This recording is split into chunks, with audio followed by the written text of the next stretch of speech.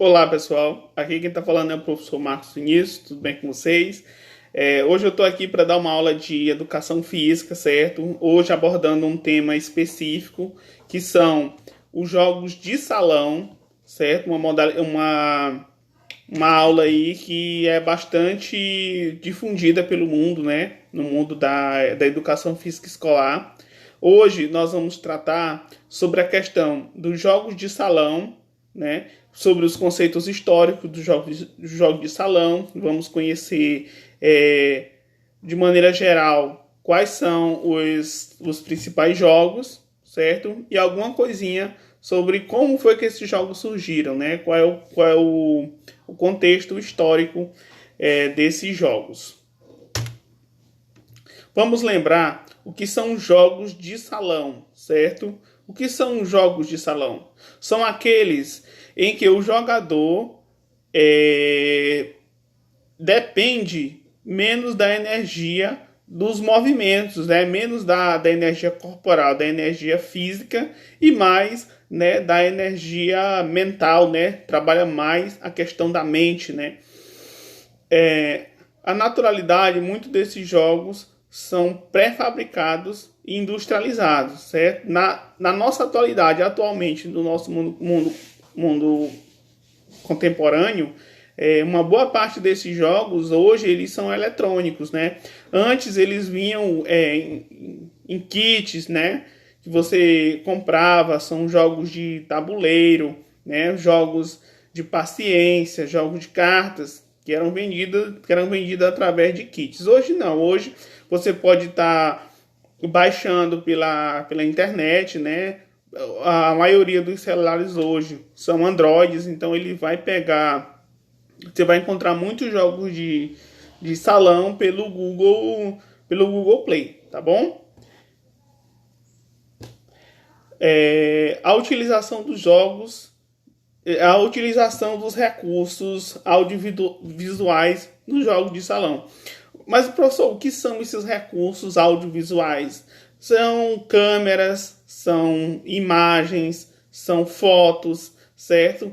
Isso aí tem como você utilizar sim nos jogos de salão, como por exemplo, se você não tem um tabuleiro em casa, você pode pesquisar na internet, imprimir um tabuleiro, fazer as peças de papel, entendeu? No caso do jogo de dama, do jogo de xadrez e de outros jogos também. Então a tecnologia hoje ela aproxima a gente dessa realidade. Se você não quiser ter trabalho, você pode só com seu smartphone, você vai lá na Play Store e lá você consegue achar jogos de dama, de xadrez, né? Como o exemplo da imagem aí, né? Que é um jogo de xadrez, né? No caso, o físico, né? Mas você pode baixar a versão digital e tá aprendendo a manipular as peças jogando em casa. O xadrez é um dos jogos mais populares do mundo, sendo praticado por milhões de pessoas em torneios amadores e profissionais, clubes, escolas e pela internet, por correspondência e informalmente. Há uma estimativa de cerca de 605 milhões de pessoas em todo o mundo que sabem jogar xadrez. Destes, 7,5 milhões são filiados a uma das federações nacionais que existem em 160 países em todo o mundo. Para vocês terem uma ideia como o jogo de xadrez ele é difundido, o jogo de xadrez em muitos lugares do mundo ele é mais difundido do que o futebol, né? Ele é mais praticado do que o futebol, né? E se você pegar num contexto geral, se o jogo de xadrez fosse um esporte físico, você poderia fazer essa comparação com o futebol e aí nós teríamos uma diferença muito grande em benefício do xadrez. O xadrez é muito mais popular do que o futebol em uma perspectiva mais geral. O enxadrismo está sendo profundamente influenciado pelas novas habilidades demonstradas pelos programas enxadristas e pelo evento da rede mundial de computadores na internet. Então, Através da internet, você pode baixar aplicativos que te ensinam a jogar xadrez, né, que vão te ensinar a movimentação básica das peças. Você pode jogar online contra seus amigos, você pode encontrar pessoas do mundo todo, né, e estar praticando esse esporte, né. Como exemplo, nós temos os aplicativos chess.com e Lichess, né, que eu vou deixar na descrição desse vídeo aqui, para que vocês possam estar buscando também para baixar pelo Google Play, certo? São aplicativos muito bons que vão te ensinar o básico para você começar a jogar xadrez. Vai do básico até ao avançado, certo? Aí está um exemplo de um desses programas, né, de xadrez. Aí no caso é um programa para computador, certo? Onde você vai poder treinar jogadas, aprender a movimentação, jogar contra diferentes níveis, né, através do uso de tecnologia. Vamos falar sobre o dominó. O dominó é conhecido popularmente em todo o mundo. É jogado nas escolas, nas ruas, na internet. Eu acho que dificilmente tem uma pessoa aqui que não tenha visto um jogo de dominó, ou que não tenha jogado, nunca tenha tentado jogar dominó na vida. A forma mais comum de jogar é por 4 jogadores, né? Você joga em 4, mas também pode jogar em 2, entendeu? Também é possível jogar dessa forma. Individuais que receberão 7 pedras cada. Pode-se também jogar entre duplas, 4 jogadores ou 2 contra 2, onde cada jogador recebe 6 ou 7 peças, certo? Isso aí vai depender da organização, de como você está organizando o jogo lá, mas geralmente o dominó se organiza dessa forma. O dominó pode ser jogado através da internet. Como eu falei, hoje em dia existe aplicativo. Se você tiver computador, você pode baixar programas. Existem sites onde você consegue jogar dominó também. E aí é muito fácil de achar. Só você digitar o nome dominó lá que já vai aparecer muita coisa, certo? O aprimoramento de jogadas acontece ao longo de sua prática. Então, quanto mais você jogar, eu acredito que todos os jogos, quanto mais você jogar, mais você vai dominar a prática, né? A prática vai levando até a perfeição. Então, quanto mais você jogar, melhor você vai ficar na prática do jogo. O baralho também pode ser encontrado online em diferentes tipos de jogos. Os níveis de cada partida direcionado pelo próprio jogador. Então, você pode escolher, como aí é o exemplo, né, do jogo Paciência. Você pode escolher diversos níveis, né? Pode escolher diversos níveis aí para você estar jogando, passando o tempo, né? Os jogos também têm benefícios muito legais em relação ao raciocínio lógico, né? Você pode aprimorar o seu raciocínio lógico, o seu poder de decisão, né? Os jogos de salão, eles são muito benéficos mentalmente.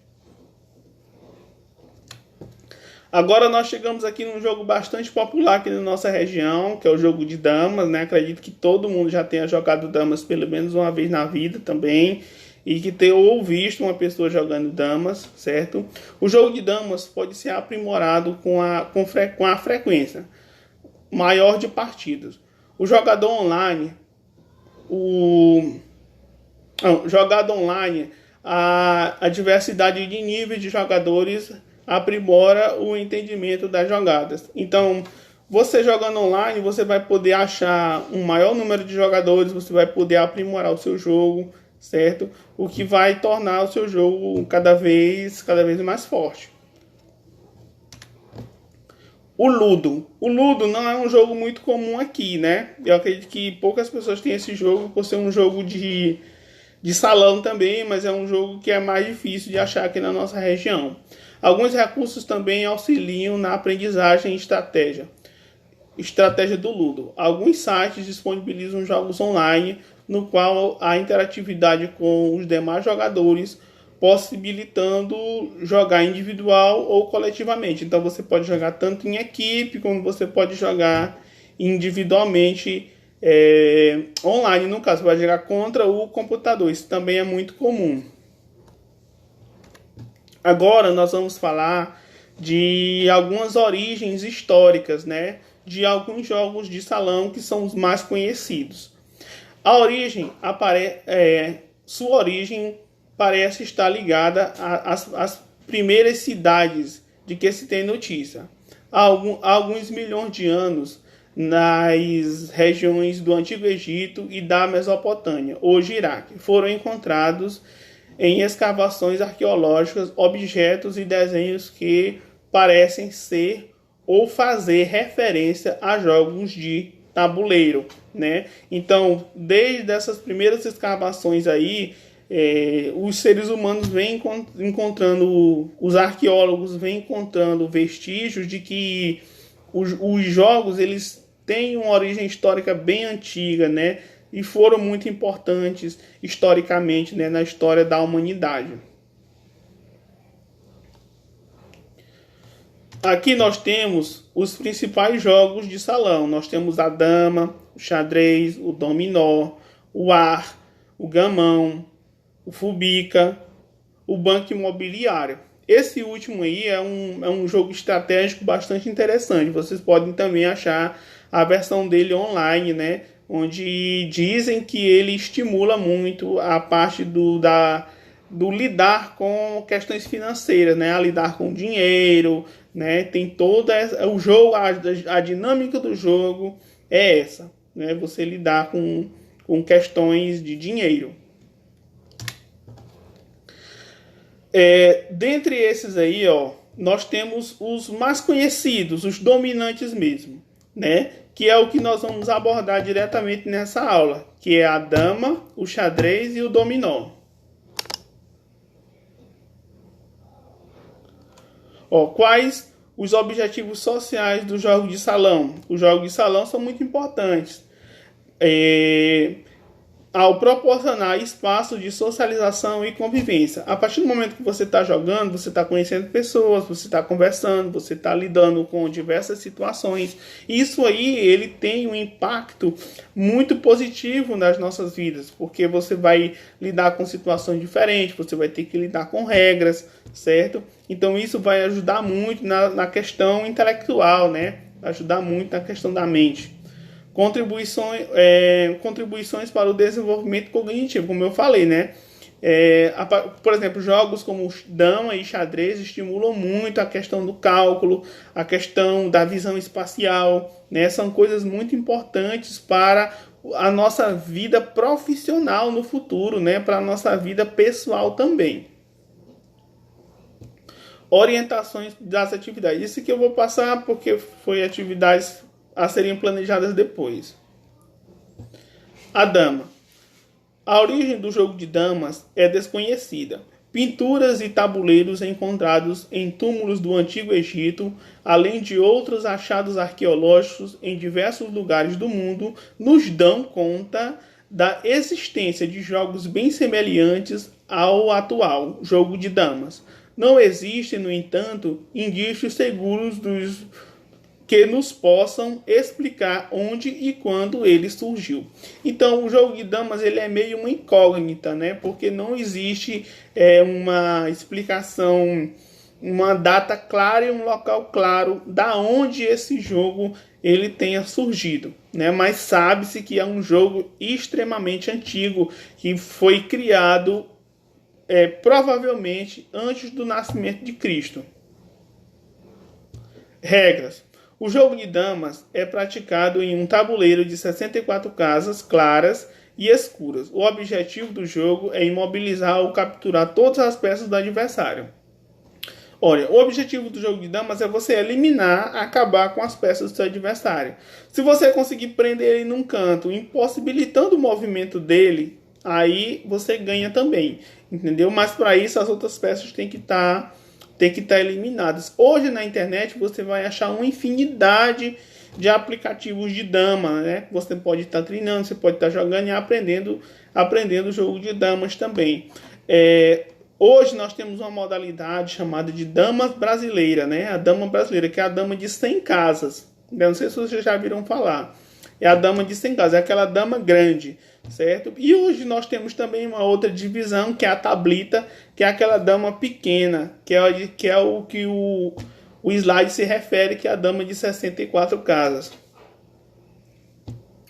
O jogo de damas é praticado entre dois parceiros, né? Entre dois adversários, com 12 pedras brancas de um lado e 12 pedras pretas do outro lado. O lance inicial cabe sempre a quem estiver com as peças brancas, né? Então começa o jogo quem tiver umas peças mais claras, certo? Então, professor, meu jogo é vermelho, o dele é amarelo. O amarelo é mais claro do que o vermelho, então ele vai começar o jogo antes, né? Mas por padrão, o bom é que as peças sejam brancas e pretas, porque aí não tem o padrão internacional, no caso é esse. A pedra anda só para frente, uma casa de cada vez. Quando a pedra atinge a 8ª linha do tabuleiro, ela é promovida a damas, entendeu? Por isso que existe o nome jogo de damas. Quando ela chega na última casinha, né, do lado oposto ao tabuleiro do adversário, ela vai se transformar em damas, ela vai ganhar os poderes de dama, né? Isso aí nós vamos ver nos próximos vídeos aí desse mês, onde eu vou estar ensinando vocês a jogar damas, a jogar xadrez aqui pelo Google Classroom, aqui pelo aplicativo. A dama é uma peça de movimento mais amplo. Ela anda para frente e para trás, quantas casas quiser. A dama não pode saltar uma peça da mesma cor, certo? Essa daí é a dama tradicional, mas existem outros estilos de dama que a gente vai abordar no outro vídeo, só para vocês conhecerem, entendeu? Que não existe só um estilo de dama, existem outros estilos de dama também. A captura é obrigatória, certo? Não existe negócio de assopro, né? Lembra daquele que você está jogando e a pessoa assopra? Isso não existe, né? Você ofereceu a comida, né? Ofereceu a pedra, o adversário ele é obrigado a jogar. Não tem conversa, ele vai ter que capturar a peça. A tomada ela é obrigatória. Não existe sopro, como o próprio slide está dizendo. 2 ou mais peças juntas na mesma diagonal não podem ser capturadas. Ou seja, se a peça estiver juntinha, não tiver um espaço para pular por cima, aí realmente não tem como, né? Não tem como capturar. Se o mesmo lance se apresentar mais de um modo da captura, é obrigatório executar o lance que capturar o maior número de peças. Por exemplo, você tem uma opção de comer 2 peças, né, de capturar 2 peças para um lado e 3 para o outro. Você é obrigado a capturar pelo número maior. Você tem que ir para capturar o 3, não o 2, entendeu? Por quê? Porque você é obrigado a capturar pelo número maior. A pedra, que durante o lance de captura de várias peças apenas passe por qualquer uma das casas de coroação, sem ali parar, não será promovida a dama. É aquela velha história. A regra diz que se você ir até a 8ª fila, né? Mas você não parar lá, você voltar comendo, voltar capturando, você não é promovida a dama, certo? Você apenas passou pela pedra, você não parou para ser coroado, beleza? Eu acho que isso aí acontece muito de pessoas jogarem dessa forma. Na execução do lance de captura, não é permitida a captura ou mesmo peças mais de uma vez. Isso aí é o tipo da coisa. Tem a jogada, tem pessoas que tem a mania de tomar a peça e não ir tirando do tabuleiro e pulando várias vezes seguidas. Então é proibido você comer uma peça 2 vezes, certo? Você só pode capturar ela apenas uma vez. O empate. Após 20 lances sucessivos de damas, né, sem a captura ou deslocamento de pedra, a partida é declarada empate. Isso aqui é uma regra muito importante que muita gente não sabe, né? Se você tem 2 damas e você fica só mexendo as 2 damas, após 20 lances é empate. Se não tiver uma captura de peça ou se não tiver o movimento de uma pedra é declarado empate. Finais de... Outra coisa também importante. Finais de duas damas contra duas damas é empate. Duas damas contra uma dama, empate. Duas damas contra uma dama e uma pedra, né? Uma dama contra uma dama e uma dama contra uma dama e uma pedra, né? São declarados empates após 5 lances. Se não tiver nenhum movimento, né, que foi abordado lá na parte de cima, é declarado empate. O jogo de xadrez, certo? Apesar de várias civilizações terem sido consideradas como o local de surgimento do xadrez, a maioria dos pesquisadores aponta a Índia como sendo o local da origem do jogo em meados do século VI depois de Cristo, certo? Então, depois do século VI, após o nascimento de Cristo, foi quando o xadrez ele ganhou seus moldes modernos, né? Mas existem relatos mais antigos de jogos que são precursores do xadrez, que são até de antes de Cristo, que já eram jogados no Egito, que já eram jogados antes disso. As regras. O xadrez contém 32 peças, certo? Sendo 16 peças de cor clara, né? E 16 peças de cor escura, né? Somando dá 32 pedras, né? Quais são essas pedras? Nós temos o peão, o cavalo, a torre, o bispo, a rainha e o rei, né? Nas próximas aulas quando nós tivermos uma aula específica sobre xadrez, eu vou mostrar a movimentação de cada peça, eu vou mostrar peça por peça para vocês irem se habituando. Essa aula aqui é só para vocês entenderem um pouco sobre o jogo, um pouco sobre a importância dos jogos para as próximas aulas, né? Para vocês terem base para as próximas aulas. O dominó, certo? O dominó também é um jogo bastante conhecido, como eu já tinha falado antes. O dominó é um daqueles jogos que não tem a sua origem bem definida. Ninguém sabe direito onde foi que surgiu o dominó. É conhecido por inúmeros povos, por esse motivo, muitas variações, e é jogado por pessoas de todas as idades.